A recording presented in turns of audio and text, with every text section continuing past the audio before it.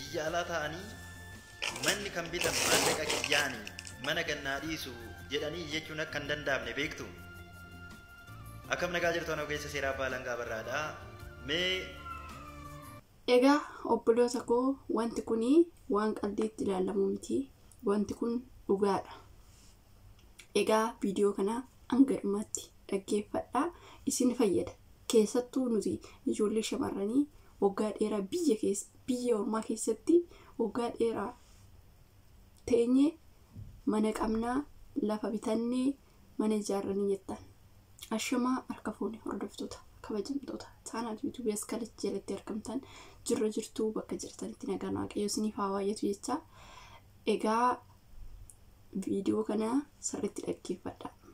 Keessattuu ijoolleen mana bitattanii yookiin immoo mana ijaarrattanii yookiin immoo lafa bitattan as teessanii gaafa abbaa warraa qabdanaa jennu maatiin irree rakkoo hin qabu.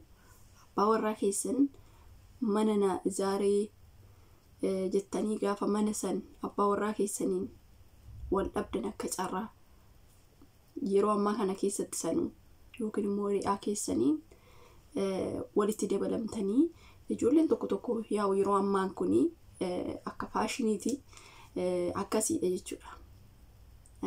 Kanaafuu maaltu ta'isiitanii seerri amma ba'e Itoophiyaa keessatti mootummaan amma seera baase. Akkuma mucaan kuni inni beektu dhugaa dubbachuu fi warreen barbaadan takkaan abbaa alangaati. Wanta inni jedhu wanta inni gara keessan illee warreen dubbisuu barbaadan yookiin immoo waan kana gaafii adda baafattanii gaafachuu barbaadan maqaasaa isiniifan barreessaa TikTokii isaatirratti deemtanii akkasumas immoo lakkoofsa isaa achirraa fudhattanii dubbistanii sirriitti waan sin mariisuudha jechuudha. Keessattuu warreen mala dhabdanii teessanii jechuudha. Kanaafiyyuu maal jechuu barbaadatanii akkasuma ijoolleen akkasii akka duraanii rasiitiin qabaa kassaseen gaafadhaa manni kuni kiyyaa maqaa keetiin hin jiru beeki. Maqaa isaatiin bitee anati waggaa 10 waggaa 5 dadhabdee bitattee ijaarratte gaafa isa wal dhabdee galtee nan kassasa gaafa jette hin jiru. Mootummaatu baase amma seera akkuma inni jedhee jechuudha. Seerri hundi jijjiirame. Dhugaa dubbachuu dhaqxanii barreeffattanii maqaa isaa jechuudha. Maqaa TikTokii isaa barreeffatanii ifan kenna warreen barbaadanii takkaan gaafachuu dandeessu jechuudha. Kanaafiyyuu dadhabbii keessan. Kanaafuu maal jechuu barbaadatanii obboloota koo ijoolleen shamarranii keessattuuyyuu hin shawwadaminaa. Qarshii keessan akka amantii irratti ergadhaa. Warreen abbaa manaa keessanii waliin gallee inamanne warreen shakkitanii dhugaa dubbachuu birrii kee akkaantii keessa irratti ergadhu. Waggaa 2 booda waggaa 3 booda galtee ofii keetii maqaa keetiin lafa bitadhu. Akkasii malee hin jiru. Akka duraanii as teessee lafa bitadhaa inni irratti naa ijaaruu akkasii warreen jettanii eegdan sirrii miti. Warreen immoo as teessanii mana ijaarrattanii daftanii galtanii maqaa keessanitti zoorfachuu.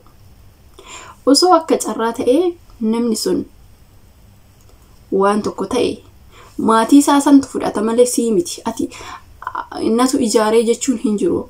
As teessee dhugaa dubbachuu namoonni akkasii baay'eetu jira jechuudha. Maal ta'eseeti misattiin takka maalittan waan kana amanisiitanii micayyoo wayii jira. Waggaa dheeraa hojjettee dhugaa dubbachuu mana baay'ee bareedaa tokko ijaarrattee jechuudha. Yeroo ijaarrattu kan waggaa 8 muluu teechee ijaarrattee galte. Yeroo galtu kan akka carraa abbaa warraa ishii sun dhukkubsate.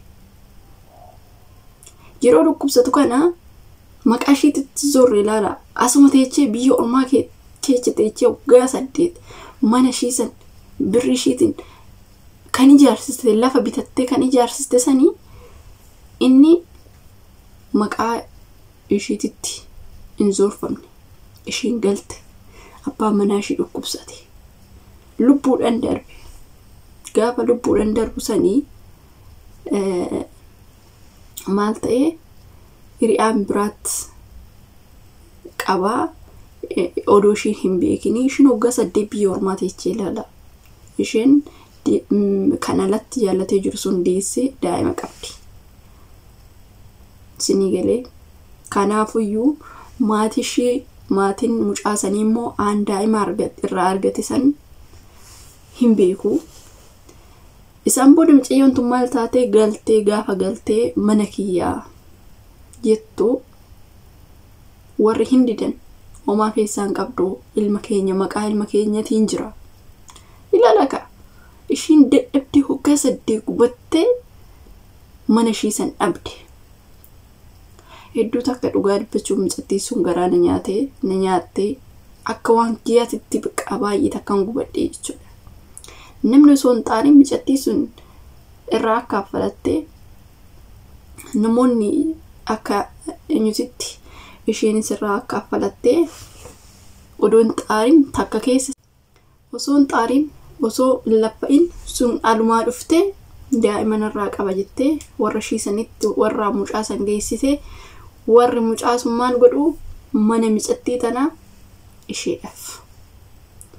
Mucattii sunii maqaa isheetii waan hin jirreef nasaa keechaa baate. Sinii galee kanaafuyyuu dhugaa dubbachuuf waan hedduu takka nama jibbisiisudha. Waaqayyoon obsa kennee fi mucattii sun biyya ormaatitti deebitee ganaa takka jettee dalagachaa jirti jechuudha Dubaay kanatti. Kanaafuyyuu obboloota koo warreen waan akkanaa kanaa gootan daftanii galtanii maqaa keessanitti zoorfachuu qabdu. Zimimmiidhaan jechuudha. Kanaafuyyuu akka qofaa isaanii rasiitiin qabaa gaafachuu hin danda'a kan jedhamu hin jiru. Mootummaa Itoophiyaa dhiyaatudha. Kanaafuyyuu waan akkanaa kun gara seeratti odoo faradameeyyuu odoo qarshiidhaa kaffaltee farachiisteeyyuu seeraan alaa jedhameetii jira jechuudha. Kanaaf dadhabdanii waggaa dheeraa teessanii kanan godhadha kanan cufadha osoo jettanuu booddee maal ta'a dhumni kana ta'a jechuudha. Kanaaf gizeedhaan itti yaaduun dirqama. Sinii galee maaliifii galtanii waan san sirreeffattanii maqaa keessanitti zoorfattanii waa hundaa waan hojjette kana walitti qabachuudha malee biyya ormaa keessatti bichaa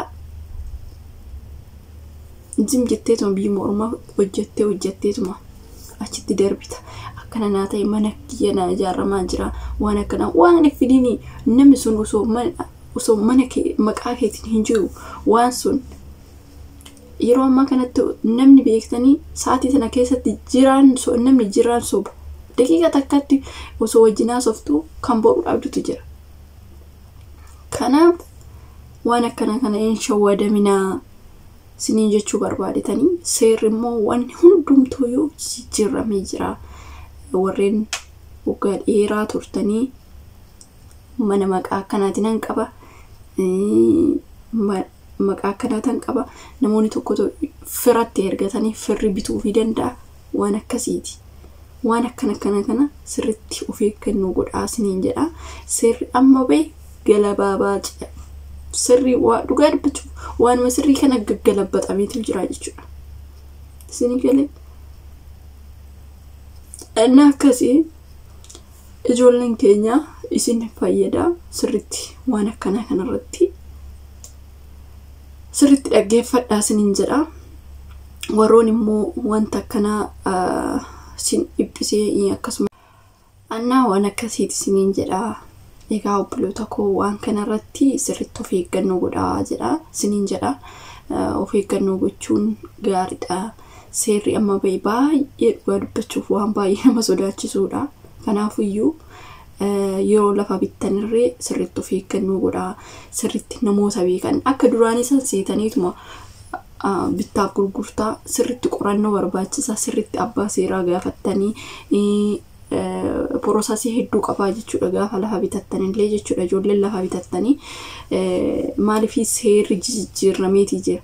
Wanti kuni kanarraa boruu miti. Seerri jijjiirame akka duraatii miti. Kanaaf bittanii bittaaf gurgurtaan hin jiru wanta jedhamu tokkotu jira. Kanaafiyyuu isimmoo sirriitti seera abbaa seeraa gaafattanii bitachuu qabdu malee isin jettanii lafas bittanii duraa deemuu bichaa osoo hin taane lafti kun akkamiiti lafti kun sirriitti gadi fageenyaan akka duriitii miti waan hundumtu waan ta'eef gadi fageenyaan gaafattanii wanta hundumaayyuu yeroo ammaa kanatti dubbachuuf waan baay'ee bakka Itoophiyaa keessatti nama jibbisiisutu jira. Kanaaf sirriitti of eeggannoo godhaa. Warreen yoo lafa bitattanirree maqaa keessaniin bittanii manarree yoo irratti ijaarstan akkasitti ijaarradhaa malee wanti isin as teechanii maatii kee gaafa ta'e rakkoon qabu. Maatiin kee yoo nyaatee yoo waan barbaadirree ta'e maatii keeti waan ta'eef garuu alagaan kan borsi gatees biraa deemu qarshii kee nyaatee achumarraan bada gaafa ta'e beektee sirrii miti. Kanaaf sirriitti of eeggannoo godhaa isiniin jedha. Waa'ee mana ijaarsaa kanarratti abbaa manaa kiyya nana manaa jettanii as teessanii gaafa xiqquma wal dhabdan yookiin immoo inni bilooksi godhee lafa san mana san akka barbaade godhuu danda'a. Gara seeraa illee nan gaafadha gaafa jette gaafachuu hin dandeessu. Kanaaf amma wanti ati as teechee waggaa 8 waggaa 10 teechee ani mana hin qabaan lafa hin qaba jettuuf hin jiru. Maqaa keetitti suufatiin jechuudha ammarraa kaatee. Inni akkasii sirriitti of eeggannoo godhaa. Keessattuu shamarran keenya isiniin jedha. Namni jaalateetii miti beektanii yeroo baay'ee kan biyyatti deddeebi'ee waa ofii lallaalatu kun ijoolleen tokko tokko sammuu qabu. Tokko tokko asuma ta'aniituma birrii bichaa ergu. Asuma ta'aniituma manni keenyaa ijaaramaa galanuu manni qullaa lafti. Kanaaf sirriitti of eeggannoo gochuu qabdu.